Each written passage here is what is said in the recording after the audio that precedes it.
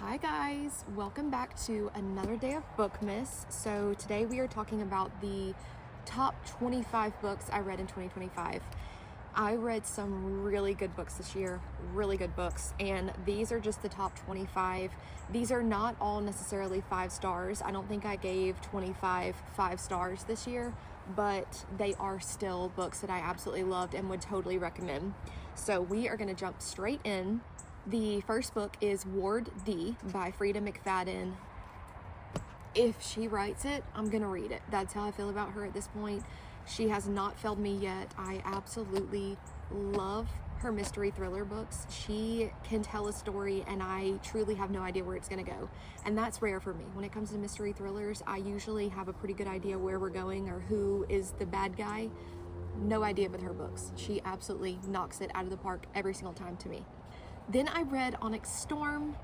I do have a copy of this book, but it is so hard to get to. It'll knock my cute little dragons off, so I didn't bring that with me out here, but I loved Onyx Storm. It was such a good third book in that series. It was action-packed. There was so much happening. I absolutely loved it. And my husband and I actually listened to the graphic audio when that came out. And if you haven't listened to the graphic audio book, but you've read the book, I would totally recommend. There were things that I didn't pick up when I physically read the book that the audio version gave me. So wonderful. The voice actors are incredible. I would totally recommend listening to that audiobook. So good. Then we have Beg, Borrow, and Steal by Sarah Adams. I love her books. I can read every single book she writes. I think they are so quick, fast-paced, little rom-com, funny, but they still have meaning and heart. They're just so quick and easy to get through, and I love her writing. I think she's such a fun author, and I will read everything she comes out with at this point as well. Then we have Pictures of You by Emma Gray. This was such a sad book, but it was so good. And I read this back in February and I still think about it in December. I loved this book. I've never read anything by Emma Gray. Now I want to go read everything by Emma Gray. This is about a woman who is in her, I believe it's in her 30s, and she has some sort of accident that happens and she wakes up thinking that she's still like 16 or 17 years old. And her life is so different from where she thought it would be when she was growing up. So it's such a good reflection book on where you think your life is going versus where it's going. Like, she almost gets a second chance to kind of correct things, and it's wonderful. I recommend it. It was really sad and it was a hard read, but it was so good. Okay, then in March, back to back, I read book 3 and book 4 of the Zodiac Academy series. So this is The Reckoning. It is such a chunky book, but they are so good. If you've seen any of my other videos, you know I absolutely love this series. I eat it up. I was so excited to get back into the world, and then I discovered that you're supposed to stop after book 3 if you want to read the Ruthless Boys series, and you go straight into that series. So unfortunately, I found that out after I had already read book 4, and I think you're supposed to do it after book 3. You pause this series, you go to Ruthless Boys, you read those 5 books, and then you come back. But I didn't know. So anyways, I read book 3, which was fantastic, and then moved straight into book 4. If you think about it, that is so many pages back to back, and I flew through these. I mean, I read both of them in like under a week, I think. So this is Shadow Princess. It is so good. Then I went over to the Ruthless Boys series, and it is almost done, and then I'll pick the series back up. Then in March, I read Sunrise on the Reaping, which was so good. This is part of the Hunger Games world. Oh my goodness, it's so good. I love being back in that world. I read the series so long ago, so it's so fun having new books in the world. And then the fact that movies are coming out, so I cannot wait for this movie. It was such an emotional read, but we needed that. We needed to go back in time and see Haymitch's story, and she did it again. She did it again. A perfect read. I mean, honestly, a perfect 5-star book. I absolutely loved it, and I just want more and more and more. Like, I think she could continue writing books in this world for the rest of her life, and I would read every single one of them. I don't think I could ever get tired of this world. Then I read The Secret Life of Bees. I read this back in school. I want to say it was high school or middle school. I don't even remember how old I was, but it was a required reading for school. And I remember liking it as a kid, but I didn't really grasp the full story, I guess. So I reread it as an adult and I loved it. I literally went through and annotated and highlighted. It was beautiful. It is such a sad story though. But if you've not read this, or if you read it like I did as a kid, I would totally recommend picking this up as an adult. It was such a beautiful book. I'm gonna try to get my mom to reread it because she read it a long time ago with me, and it just hits different when you're older. I mean, it is so sad. It's set in South Carolina in 1964, and this poor girl just has had it rough when it comes to family, and she's adopted into this family basically of these three women, and it is such a good story. I could see me in like 2 years time maybe reading this book again. I loved it. Totally recommend. Then I read the completion to the main books of the Powerless trilogy. So I read Fearless. It was amazing. The perfect conclusion in my mind to this series.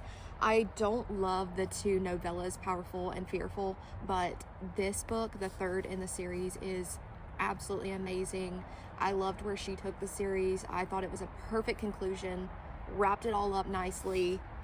Love this. A good YA fantasy romance trilogy is like perfection in my mind, and she wrote it so well. The characters are so good. Kai is fantastic. I love Kit. I love Peyton. Totally recommend this series if you have not read it. Most people I think at this point have probably read the series and heard so much about it, but so good. If you've not read it, pick this series up. It starts with Powerless, Reckless, Fearless, and then there's the two novellas that I recommend just skipping, but do what you want, Powerful and Fearful. Then we have The Conditions of Will by Jessa Hastings. I don't know how to feel about this cover. It's very strange, but it was such a good read. Anything by Jessa Hastings, I will totally read. I love her writing. She has some of the best quotes I've ever read in books. I love how she words things and how she really spells things out. She is a true artist with her words. It is absolutely beautiful. So this is about a girl named Georgia, and she has a horrible family. They have treated her horrible forever, and it's really cool because I don't know the name of it, but she studies people's mannerisms, and she can tell if somebody's lying and kind of see through what they're saying on the surface. That was so interesting to read about, and she's back with her family. So we get to see her dynamic with her family. And there's a character, I think his name is Sam, and he's in this book, and he kind of helps her on this journey, and he is perfect. He's perfection in my mind. So totally recommend this book. Most people have heard of her Magnolia Park series, but her standalones are fantastic. Then I read probably at least in the top 5 of my favorite books of the year. Carly Fortune knows how to write a really good summer romance, but this one was beautiful, and Charlie is like one of the best characters I've ever read about in my entire life. This was absolutely beautiful. This is such a good story. I totally recommend this. Reading this in the summer is the most perfect vibes you could ever have. And these characters appeared in Every Summer After, so it's kind of like a continuation of that. I would totally recommend reading her books in order and reading that one first, but then get to this one. You're gonna fall in love with Charlie. I don't think anybody could not fall in love with Charlie. He's literally perfect. Then a really fun one came out, The Things We Water by Mariana Zapata. How beautiful is this edition? It is absolutely gorgeous. I did not know, and it's signed. That's so exciting. I did not know until right before it came out that she was even writing a fantasy romance. So she's known for her romance books, slow burn, long, chunky, thick romances. They're all 5-star reads to me. I absolutely love her writing. And then she came out with a fantasy romance, and it was amazing. It's on Kindle Unlimited, but the paperback had a limited run, and I had to get it. And especially with how pretty it is, I absolutely had to have this book on my shelf. I'm so excited about this. I want to read it again already, and I read this in May, and I could already read it again right now. It is so good. It follows a clan of wolves, shifters, and a girl comes in who has a wolf puppy, but we think that he might be a shifter. It's incredible. It is so good. It sounds weird. It is so good. If you like Mariana Zapata, or even if you don't, honestly, if you like fantasy romance or if you like Mariana Zapata, pick this book up. You will love it. The next one is Say You'll Remember Me by Abby Jimenez. Oh my goodness, just at this point, anything she writes is just perfect. I don't think she's had one single flop in my mind. Every book is beautiful. Every book is emotional and tells a wonderful story. Found family and the family that actually exists, they all have complications, they all have problems. Her characters are so real, and that's what I appreciate. I can see myself in so many of her characters. I can read a book and truly see myself, and it's almost like reflection. When you're reading a book and you go, yeah, I do that, I should probably stop doing that, because I see how it affects everybody around me. I mean, that's pure gold. Who can do that? Not many people. So I recommend picking up every book she's written. I truly don't think there's one that I didn't love. And at this point, I believe I've read every single book she's written. So 100% recommend this one. Okay, then I read The Right Move, which is part of the Windy City series by Liz Tom Ford. It is so good. It's a sports romance, but it is so much more than that. It's not just one of these cheesy sports romances that are surface level. It is so good. Ryan Shea is one of the best male main characters I think I've ever read about in my entire life. I don't have that book with me right now, but I do have Rewind It Back, which I have not yet read. This is Rio's story, the 5th book, and I'm just holding this up as an honorable mention because I am reading this book this month, and I'm pretty sure this would make the list. I'm almost positive this will be a top 25 of 2025. I cannot wait to read his book.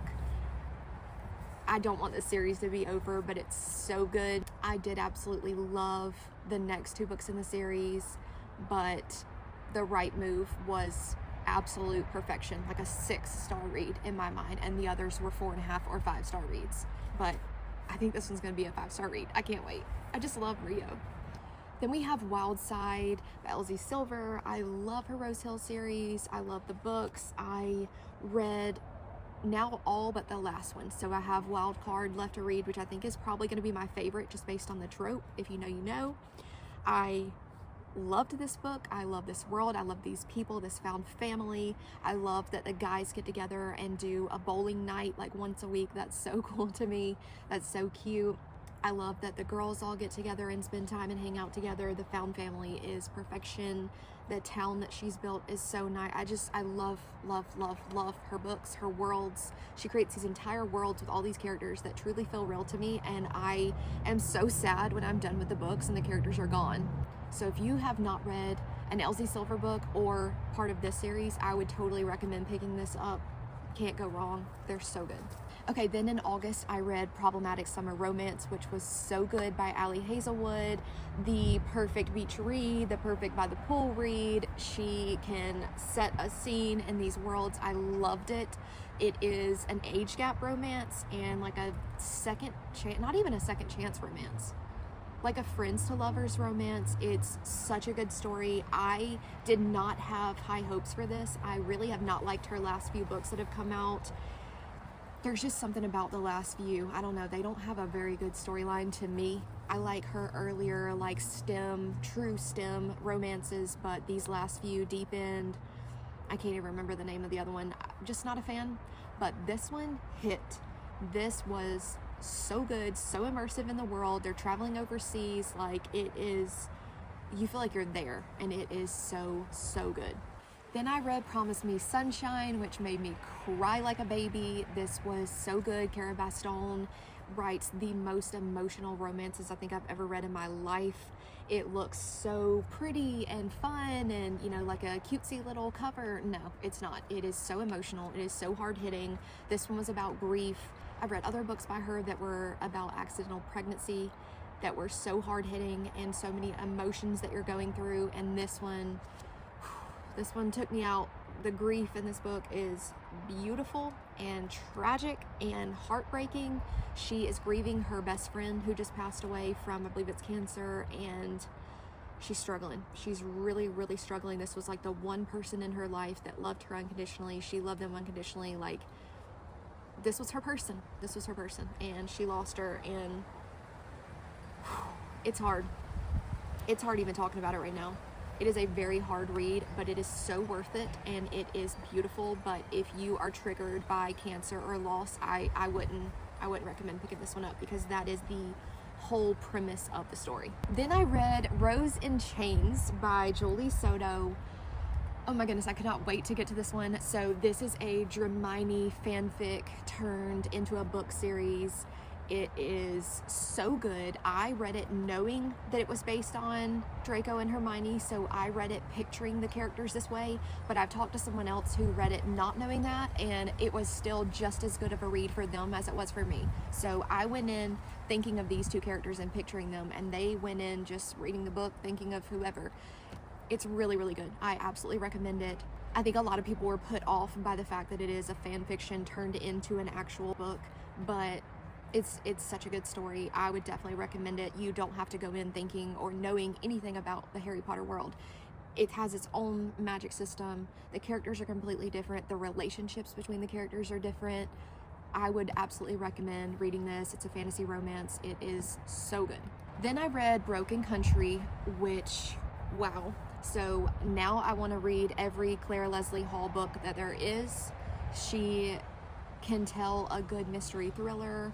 It picked up right from the start. It was so good. It is kind of it has a cheating trope, and a lot of people don't like books like that, and I have heard a lot of very negative reviews about this book because of that, but if you can get past that and just see it for the story that it is, I think you would love it. It's so good. It's a good, solid mystery thriller. You really don't know what's going on. There's flashbacks. It is so good. It is so intense. I would absolutely recommend this book 100%, and like I said, now I want to go read all of her other books. Then I read The Bright Side of Christmas, which was so good. Oh my goodness. It's by Morgan Elizabeth, so I got an ARC for that. It is out now. Book 2 is actually coming out very soon. At this point, it might already be out when this video comes out, but it is so good. I love a holiday romance, and it is very hard to do holiday romance right in my book. To make it where I love the characters, I don't feel that it's too cheesy, is really hard to do for me, and she did it. She did a wonderful job. We have a grumpy male main character, sunshine female main character. We are all in the festive holiday spirit. We are decorating for Christmas. We are putting the popcorn on the little line to put around the tree. I never did that, so I don't really understand that, but the vibes are there. It is a great holiday romance read if you're looking for one this holiday season. Then I did add Play Along, which is another book in the Windy City series by Liz Tom Ford, onto this list. It was not a 5-star read. It was more like a 4.5-star read, but it is definitely making the top 25 books. I just love her writing. I love her characters. I love these people. I mean, I feel like I've gotten to know them over the 4 books and almost 5th book that I'm going to be reading. Like, I know them. I know how they think and act, and they are just, yes, they're flawed because they feel so real, but they're perfect in their own way. And this one was so good. I love the Rhodes brothers. I love baseball. I grew up playing softball, so this is all about baseball, so it was perfect for me. The hockey ones are really good, but I don't know anything about hockey. The basketball was like, yeah, okay. I love baseball. So I was all in on this book. It was amazing. These characters, I'm telling you, she knows how to write flawed but perfect in their own way characters, and she is pairing these people up perfectly. They are the perfect match. Okay, then I read a new dystopian series called Conform by Ariel Sullivan, I believe it is. I didn't actually write that down, but it is so good. I love dystopian. I love the rebellion versus the bad guys, but you don't really know who's bad and who's good, and you have our female main character, like, which way is she going to go? Is she going to be part of the rebellion, or does she actually see the good in the bad guys? It is so good. I cannot wait for more books. I want to say this was her debut novel, which, if I am correct in that, which I'm almost positive that that is, what a great job. I now am set to read everything she writes, and I cannot wait for the second book in this series. I haven't personally heard anything about it yet, but I cannot wait. I think it is going to be so, so, so good, It is such a fun and different dystopian world, and I just cannot wait to see where she's going to take this series. Another dystopian fantasy series that was new this year is Silver Elite, and we're getting Broken Dove in 2026, and that is by Danny Francis. I love dystopian. If you describe it as dystopian or fantasy, I'm going to pick it up, and this one was a dystopian fantasy romance. So good. Ate it up. Again, love the magic system, love that we have fae and we have things going on, and telepathy, which is a fun trope to me. I love when you can talk to someone through your mind, and our main character has this, and I think that is so fun for a fantasy or a romance or a dystopian. I don't care what the genre is. It's so good. So absolutely recommend this one. And like I said, the second book is coming out in 2026, which is so exciting. Okay, then I have The Favorites by Lane Fargo. Ice skating competition. I mean, I know nothing about ice skating, and I truly felt like I was an ice skater, and I was part of this competition, and it was make or break, and I better strap up and I better do what I gotta do. It was so immersive, so fantastic. I want to read everything that she writes once again. I did get the UK cover, which I absolutely love. It is just so beautiful. It's a good tall floppy paperback. I love it. I love the childhood friends to lovers / partners to enemies / competition. Like when you go from one thing to another thing to another thing. I just love that in a book, and it was so well done. There's so many tropes in this book that are just absolutely perfect, but I don't want to give anything away at all. Again, I'm one that goes in blind, and that usually works out really well for me, because I think if I would have heard all of the tropes, I would have kind of put things together in my mind. So go into this blind is what I recommend. It was so good. This would be perfect to read in like January when it's really cold, because it is just ice skating, and like I said, you are all in this competition. Then I read one of my favorite books of all time. Rebecca Yarros can do it. She can do romance, she can do fantasy. I will read any. If she says tomorrow she's coming out with a mystery thriller, yes, sign me up. I will read it. If she says she's coming out with a nonfiction book about dirt, yeah, I'm gonna read it. I'd love to learn about dirt, like what she could probably teach me something. So anyways, love this book. Variation, wonderful. She is a ballet dancer, which again, I know nothing about, but you learn so much about it and you get so in that world, and it's gorgeous. It's absolutely perfect. This cover is beautiful. The koi pond with the flowers, it is absolutely gorgeous. Even the spine is really pretty. Like I said, she could write about anything and I'll read it, but this one was so good. And I think the male main character, he is what's it called? He jumps out of helicopters and rescues people. He's like a water rescue guy. My dad was a firefighter. I should totally know what this is called. But basically he jumps out of helicopters with people who are like in a shipwreck or something, or they're stranded out at sea, and he rescues them, which is such a cool job, but also so scary. So we hear about the scary aspects of his job, and then she's a ballet dancer, and they're both so immersed in their separate worlds, and then they come together. Beautiful, beautiful. Okay, and that is my top 25 reads. I think that's 25. It's at least close to 25, but I feel like I need to just mention this one because I will be reading this book in December, and from everything I've heard about this book, it's going to be my newest obsession, and I'm going to absolutely love it. So I really think this is probably going to make the list next year. So I pulled like Variation I read in 2024 at the very end of the year, but I put it in this one because when I did my wrap up, I wasn't on YouTube at that point, but when I did my wrap up in my reading journal, I didn't include anything from December. So I think this is going to be an obsession for me. I think this is going to be such a good fantasy romance series. The second book is already out, and I want to say the third book is coming out in 2026. So hopefully I can just fly through the first two and then pick up the third one and get so immersed in it. I love when it's an academy and there's vampires. Say less, say less. Yes. So that is it for me. That is it for my list. Thank you so much for coming back and watching my Bookmas. This is day 11. And then we have one more day tomorrow, which is day 12, and then that is it. Bookmas is over. I probably won't be posting again until January 1st, and then I'd like to do every Thursday around 6 p.m. So thank you again so much for coming back. What was your top book of 2025. If you could pick one book that you love the most of the entire year, what's your one book that you would pick? I'm so curious what people read and love. But thank you for coming back, and I will see you tomorrow. Bye, guys.